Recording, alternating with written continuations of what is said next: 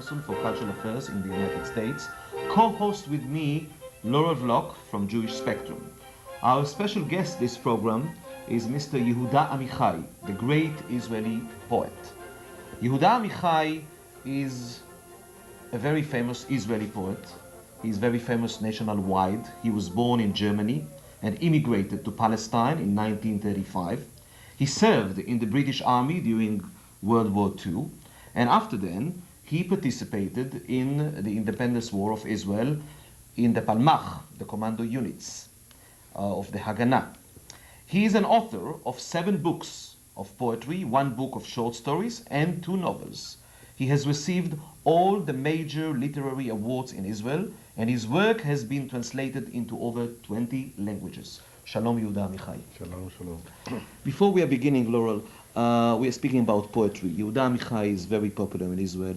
Poetry is very popular in Israel. What is the situation about poetry in America? Well, I'm glad that you asked the question, and I'm going to field the answer this way. Mr. Amichai is a world-class poet. He has been put into the category in terms of the United States of the one famous, or several famous poets we have, but the one linked to his name is Robert Frost. And so you are always compared, if you will, put in that situation. However, I will quote an enthusiastic critic of yours, someone who really loves your work and your poems, and he said, "Poets, even great poets, poets who can wrench your gut or wet your eyes, are given little notice by most Americans."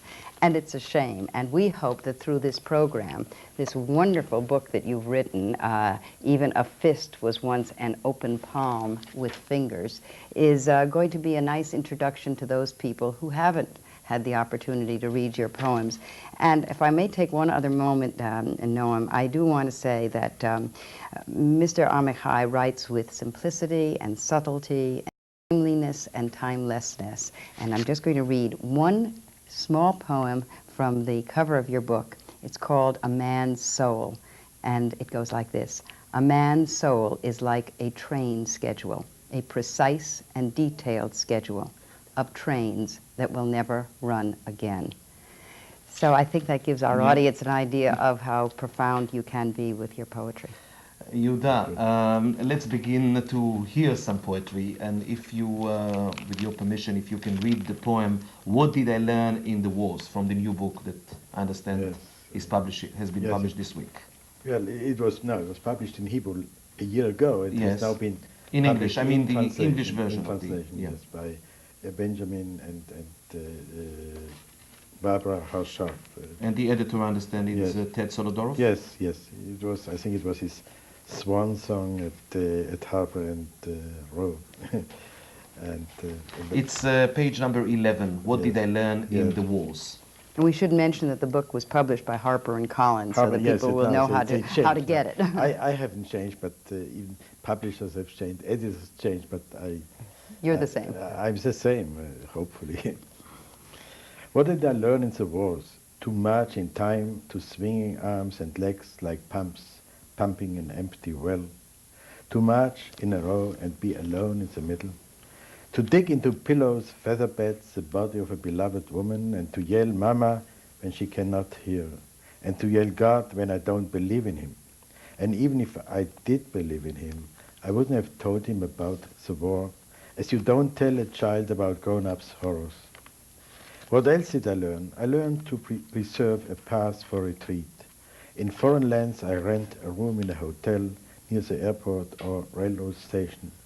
And even in wedding halls, always to watch the little door with the exit sign in red letters. A battle, too, begins like rhythmical drums for dancing and ends with a retreat at dawn. Forbidden love and battles, the two of them sometimes end like this. But above all, I learned the wisdom of camouflage. Not to stand out, not to be recognized, not to be apart from what's around me, even not from my beloved. Let them think I'm a bush or a lamb, a tree, a shadow of a tree, a doubt, a shadow of a doubt, a living hedge, a dead stone, a house, a corner of a house. If I were a prophet, I would have dimmed the glow of the vision and darkened my face with black paper and covered the magic with nets. And when my time comes, I shall don the camouflage garb of my end, the white of clouds, and a lot of sky blue, and stars that have no end. Yehuda, what did you learn from the last war?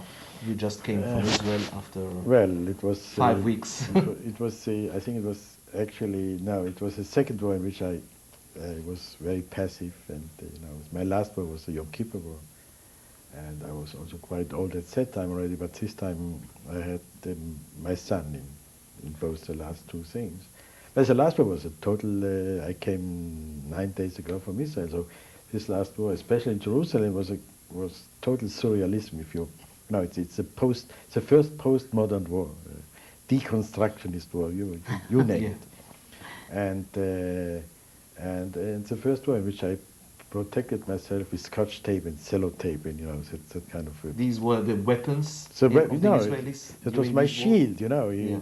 If you imagine that David and Goliath, when David came with a stone to Goliath and asked him, "Am I dog?" Said, "You come with me." He came with all his weaponry. And so this time Goliath fought with Scotch tape, which is really... Well, that's consistent with the imagery that you give us through your poems. You're famous for your metaphors. But before we talk about that, the title of this new book, Yes. Even a Fist Was Once an Open Palm with Fingers, is a curious title unless one has read something of your poetry. So I thought, if you wouldn't mind, that you could read the poem that has as its lines the title of your book. It's called The Third Poem About Dickie. Yes. Yeah, but maybe you can explain to the viewers what is the background, because I understand it's a part of a series of poems about the independence war of Israel. Yes, well, it's actually, I never write new poems. I always try to say the same things again and in a more precise way. And I live constantly in present. I don't have a feeling for past and future. And Hulekat is the name of a place of a fierce battle in the war of 48. Later on, it became a place where they found some oil.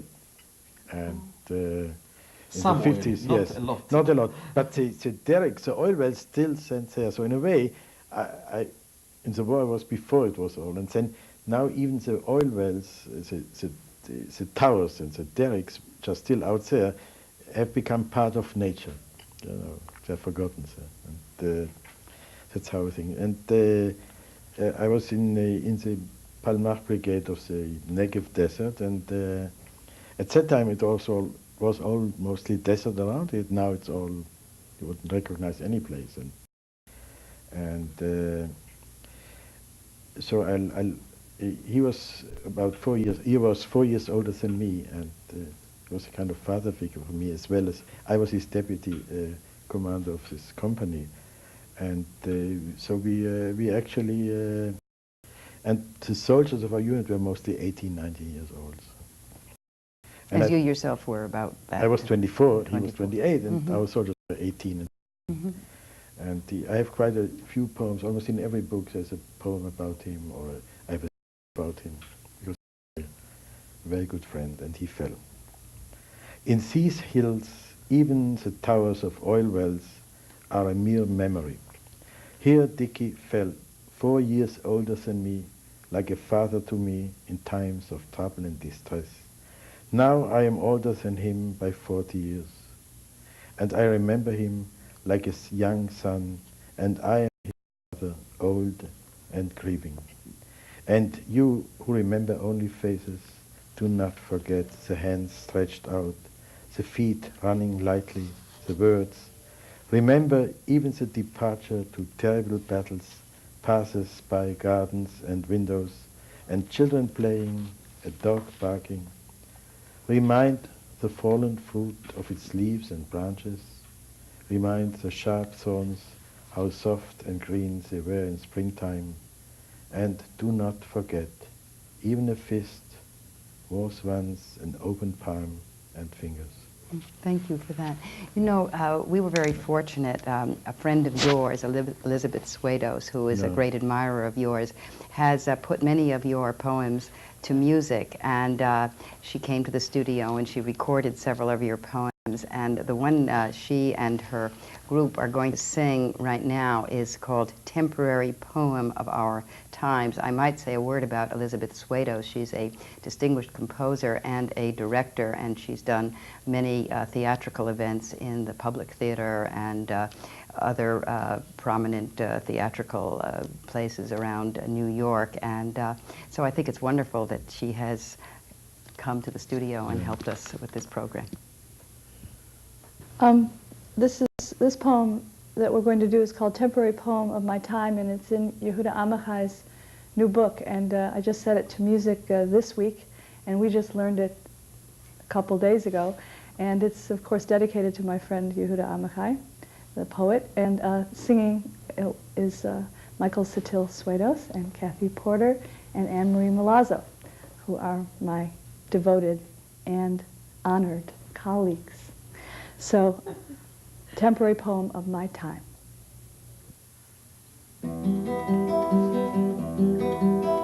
Hebrew writing and Arabic writing go from east to west. Latin writing west to east. Languages are like cats, you must not stroke their hair the wrong way. The clouds come from the sea, the Hansen from the desert, the trees bend in the wind, and stones fly from all four winds. Into all four winds they throw stones. Throw this land one at the other, but the land always falls back to the land. They throw the land, want to get rid of its stones and soil, but you can't get rid of it.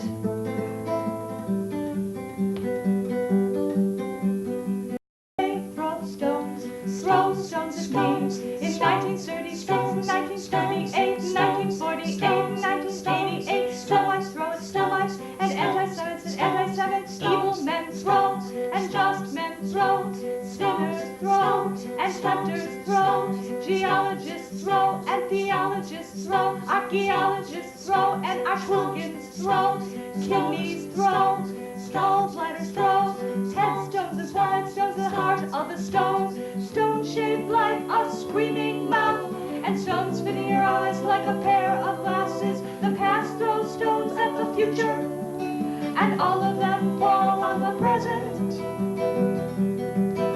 Weeping stones and laughing gravel stones, even God in the Bible threw stones, even Urim and Thummim were thrown, and God stands in the breastplate of justice, and Herod threw stones, and what came out was a temple.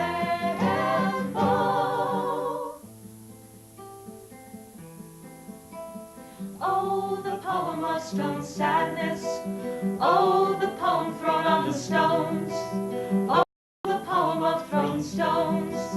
Is there in this land a stone that was never thrown, and never built, and never overturned, and never uncovered, and never discovered, and never screamed from a wall, and never discarded by the builders, and never closed on top of a grave, and never lay under lovers, and never turned into a cornerstone?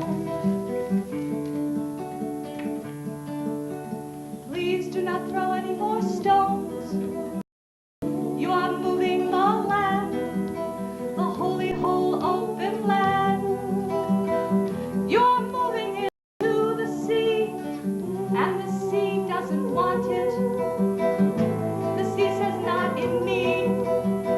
Please throw little stones, throw snail fossils, throw gravel, throw soft stones, throw street clods, throw limestone, throw clay, throw sand of the seashore, throw dust of the desert, throw rust, throw soil, throw wind, throw air, throw nothing until your hands are weary, and the war is weary, and even peace will be weary and will be. Until your hands are weary, and the war is weary, and even peace will be weary and will be.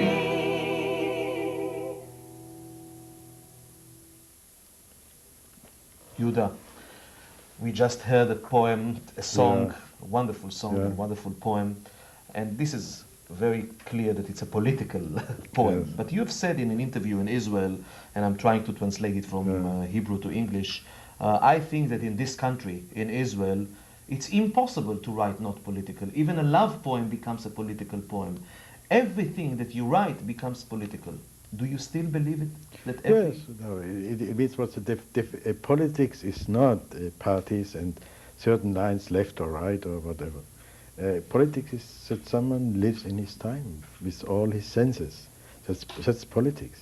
Fully with both consciously and both subconsciously, we all live in time. So my first love, one of the first great love I had in my life to a girl was together with my first war when I was 18. It happened to be 18. You know, at 18 you have a very great first love, and you don't always have a war around. But it happened to be around. So that's part of the situation in Israel. You can't sort things out and have them nicely set apart. You make an interesting comment. You said that's the situation in Israel. And I just wondered if you sometimes or frequently find yourself at odds with the intellectuals and the writers from other countries. Noam brought to my attention, for example, a letter that Israeli writers and intellectuals of the left wrote supporting the conflict with Saddam Hussein, saying he was an intractable foe and a Hitler-like character. And yet the response to that in this country from people as prestigious as Arthur Miller and Allen Ginsberg, and another poet, and E.L. Doctorow and Arthur Miller, Susan Sontag, was a very different perspective. And how do you handle that? I have no problem. I've never belonged to either left or right. I've always relied on my healthy instincts. I've been in 4 wars, and so these people don't know what it means to have war on your border constantly. So that's one thing. It has nothing to do with left and right. To be attacked 4 or 5 times, and so it's very nice. I wish I could use only my brain, but these people don't use their guts. They don't have any gut feelings anymore about anything. They live from here. I'm sure that you must meet people of that ilk because of the circles in which you travel and the honors that you get. And I just wondered, do you ever take that on? Do you confront that issue with the artistic people of your contemporaries? In most cases, I'm in one camp with them. We are all for peace. I'm not a suicider. That's the only difference. And these people don't live they have never lived in a war which was right on the borders of Canada or Mexico. So it has nothing to do with left and right. It has to do with sheer survival instincts. And when I read first this poem about fist and open palm, I think we have to be both. Fist is when you protect yourself and you have to fight. But the fist should never forget that it's also an outstretched arm for peace, friendship, giving, taking, and both should not forget. So the open fingers in when you have an open palm, and it means you don't feel you don't need protection. You feel secure. But the open palm should be reminded also that it has, from time to time, has to be a fist. Of course, then starts the problem. Who decides when this open palm has to become a fist? Well, in most cases we were lucky. Our enemies decided for us because they attacked us. But of course there are some places where I don't quite agree. And I think it's the same as these people have the right to say anything what they think. I think it's Saddam Hussein, we have nothing to do with him, but he was one of the any enemy who is being destroyed is a very good thing. We don't have to feel guilty if someone who wants to kill us is killed, so why should we feel guilty? You make a another very important line in that same poem that the title of the book comes from is, even the departure to terrible battles passes by gardens and windows and children playing, a dog barking. You know, that is really a powerful image. We don't, in this country, really understand what it means to be called to war, and it's only 10 minutes away. Right. You know, in many, many poems, even love poems, you find the theme of the Holocaust. There is a poem that you wrote about somebody, about yourself. Yeah. When I'll be 40 years old, Yeah. what would happen to me when I, let's say, I would be in Auschwitz? Yeah. Did you think about that memories of the Holocaust, although you were not there during that period? Now, while the war since the war broke out between No, America and I Iraq? must tell you, I felt very Middle Eastern about it, that I'm a country endangered by crazy people in the Middle East. But of course, I grew up in Israel long before my parents came, long before, with all the family, a whole tribe of us came. So there was none of aunts and uncles, no one. They all came to Palestine at that time. So, but it's not a personal thing. Of course, I'm fully aware, but I'm reluctant to constantly mobilize the Holocaust for everything that happens to us. We should keep that like a very unconventional weapon for the last moment, not immediately for each time we say a new Holocaust, no new Holocaust. We have a very good army, I don't think a new Holocaust, but we don't want to have more wars, that's another thing. But I think we should be very careful not to overuse Holocaust as a kind of overkill for every danger. We can handle a lot of dangers, as we have done in the past. Mm. You also did, however, in your poem about the Holocaust, refer to a particular person, and your personalizing of it, of course, makes the poem more powerful. But I just have to make ask you one other question. In this particular conflict, the Gulf War, it was pointed out to the American public, anyway, that for Israel, the idea of and so, in that sense, the imagery with the Holocaust really was germane. Yes, right. But I must say the real danger was, as we have seen, no one used chemical gas in the war, and Iraq was destroyed by so-called conventional. So I think, but we have learned the lesson of the Kurds who were killed, and no one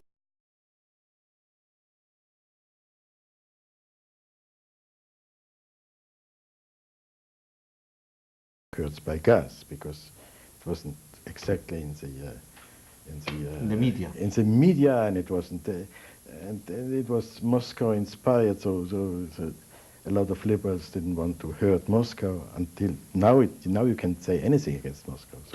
So now you have to say that the communists are fascists and the fascists are communists.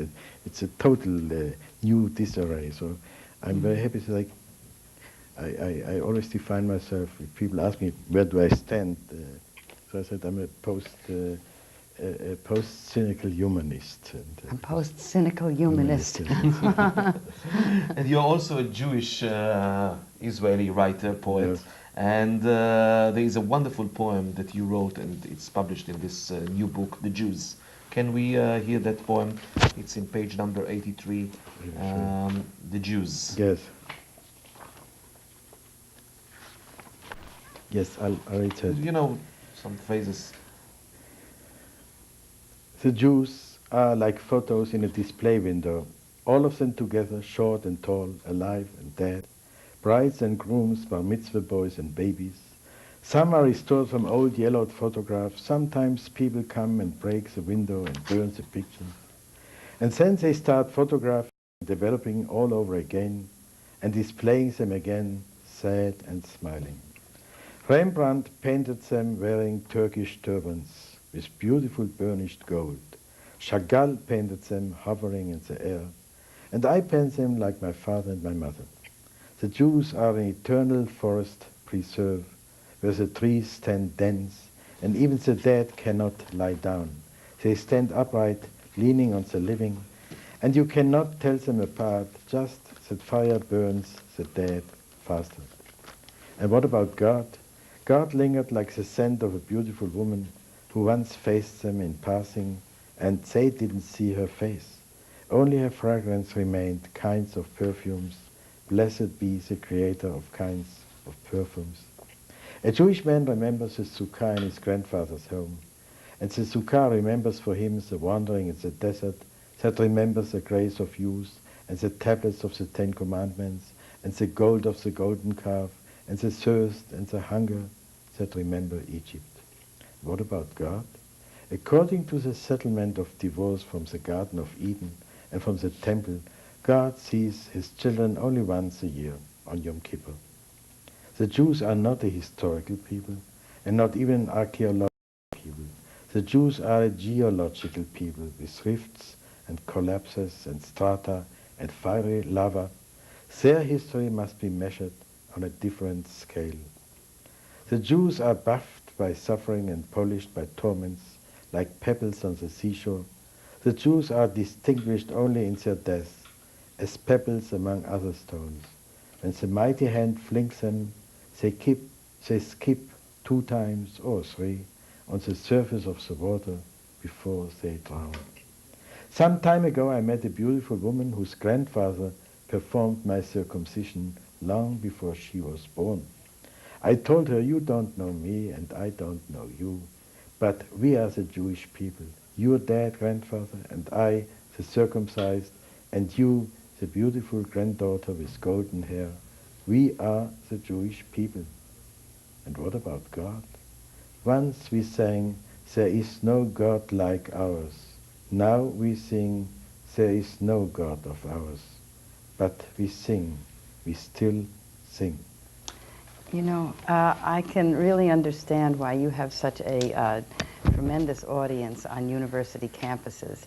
People think in the United States we don't pay any attention to poetry, but there is a segment of our population that does pay a lot of attention to poetry, and you can attest to that because the halls are for standing room only when you visit a college campus. And I think it's because of clarity and the modern images with which you speak in referring to sort of universalities. I don't want to embarrass you. Thank you. I'm never embarrassed by praise.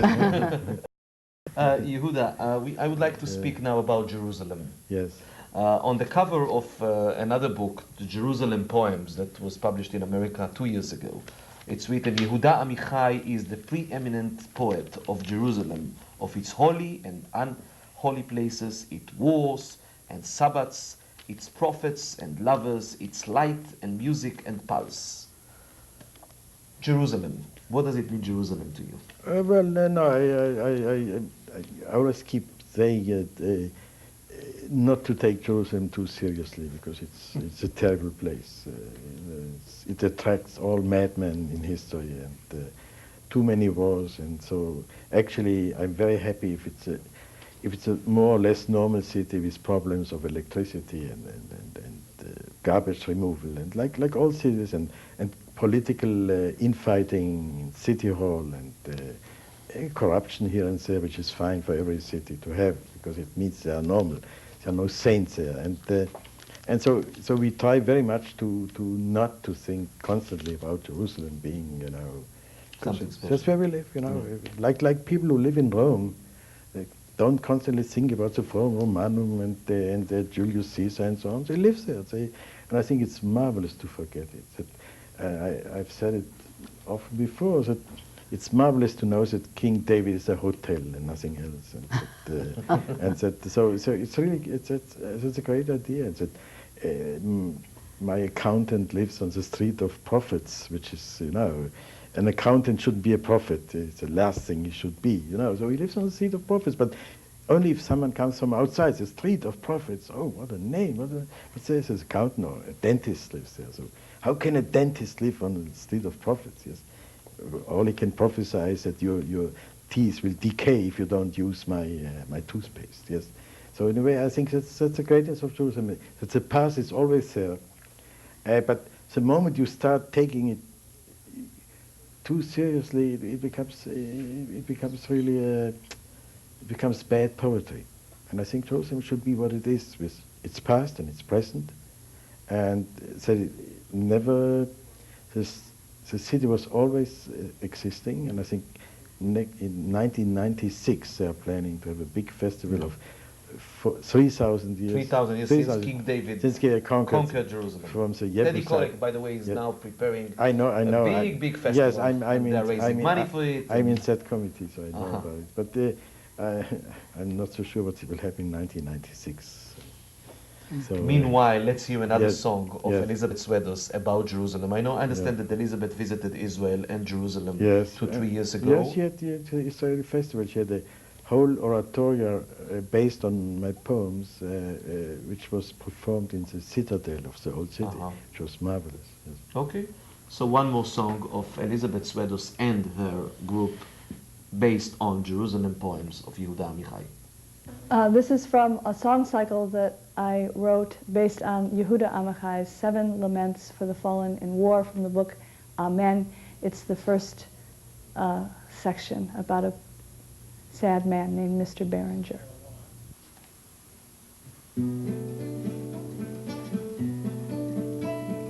Mr. Berenger, whose son fell by the canal, which was dug by strangers, for ships to pass through the desert, is passing me at the Jaffa Gate. He has become very thin, has lost his son's weight.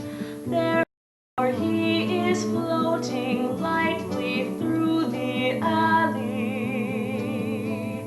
getting entangled in my heart like driftwood.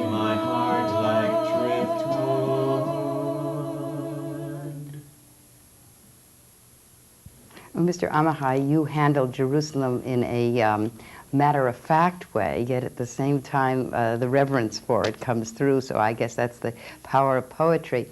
I wanted to read a poem, if you will permit me, that to me is indicative of why poetry is so special for us. It's called Instructions for the Waitress, which is an unlikely title and perhaps an unlikely subject, but our audience will understand why in a moment. Don't take the cups and dishes away. Don't wipe the stains from the tablecloth. It's good to know others have been here before me. I buy shoes that someone else tried on. My friend has a mind of his own. My love is another man's wife. My nights are sleeping with dreams. My windows painted with raindrops. My book has someone else's comments in the margin. The plans for my new house have strange people by the door. My pillow shows the contour of a head that's not there. So don't take the cups and dishes away. It's good to know others have been here before me. What inspired that? Well, probably a sloppy waitress. No,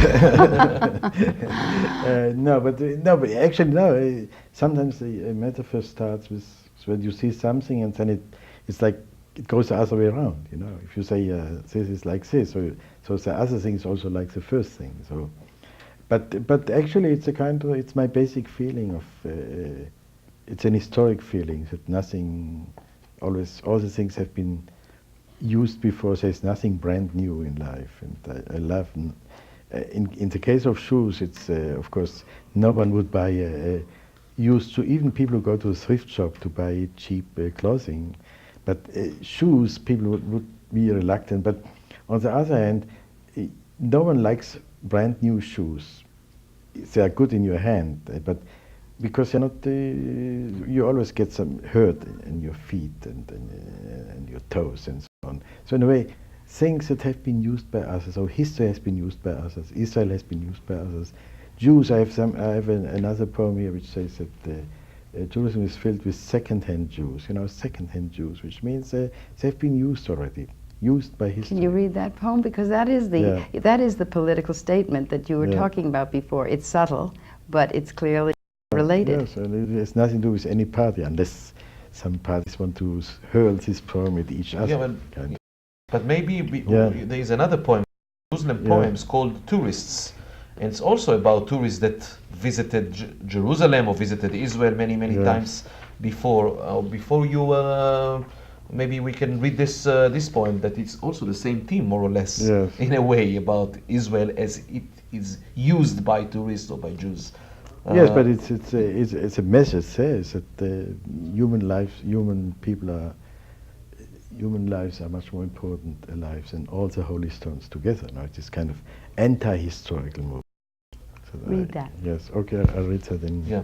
Meanwhile, maybe I'll read 2-3 phrases in Hebrew, just because of the rhythm Yes, of the language. great. And I, as an Israeli, can say that it's Yeah. wonderful to hear your poems in Hebrew because Yes. of the rhythm and, of course, the vocabulary. And it's in music. It's not only the words. ביקורי אבלים הם אורחים אצלנו, יושבים ביד ושם, מרצינים ליד הכותל המערבי, וצוחקים מאחורי וילונות כבדים בחדרי מלון, מצטלמים עם מתים חשובים בקבר רחל, ובקבר הרצל ובגבעת התחמושת, בוכים על יפי גבורת נערינו, וחושקים בקשיחות נערותינו, ותולים את תחתוניהם לייבוש מהיר באמבטיה כחולה וצוננת. תיירים. Tourists, visit of condolence is all we get from them. They squat at the Holocaust memorials, they put on grave faces at the Wailing Wall, and they laugh behind heavy curtains in their hotels. They have their pictures taken together with our famous dead at Rachel's tomb and Herzl's tomb, and on top of Ammunition Hill. They weep over sweet boys and lust over tough girls, and hang up their underwear to dry quickly in cool blue bathrooms. Once I sat on the steps by a gate at David's Tower. I placed my 2 heavy baskets at my side. A group of tourists was standing around their guide, and I became their target marker. You see that man with the baskets? Just right of his head, there's an arch from the Roman period. Just right of his head. But he's moving, he's moving.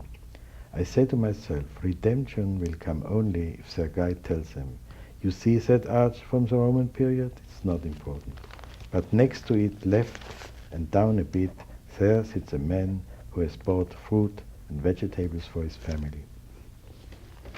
Yehuda, I think to end our program with the Jerusalem poem, it's the best way. Thank you very much for being with us in our studio. It was an honor for us. It was a great pleasure. Thank you, Noam, and thank you, Laura.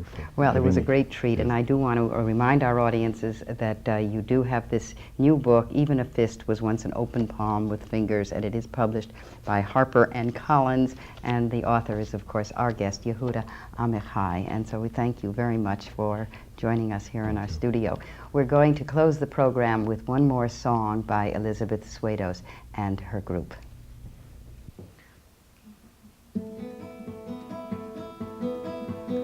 The monument of the unknown soldier beyond on the enemy's side, a good target marker for the gunners of future wars. Or the war monument in London, Hyde Park Corner, decorated like a rich splendid cake.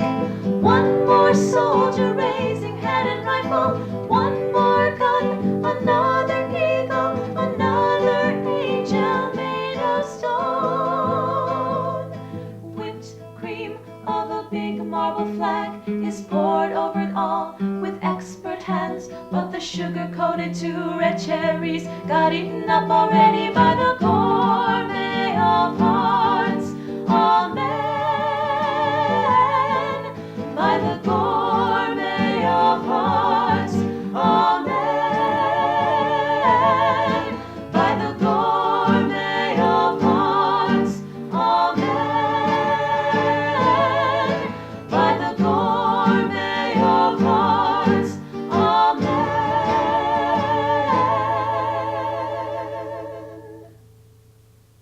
Amen.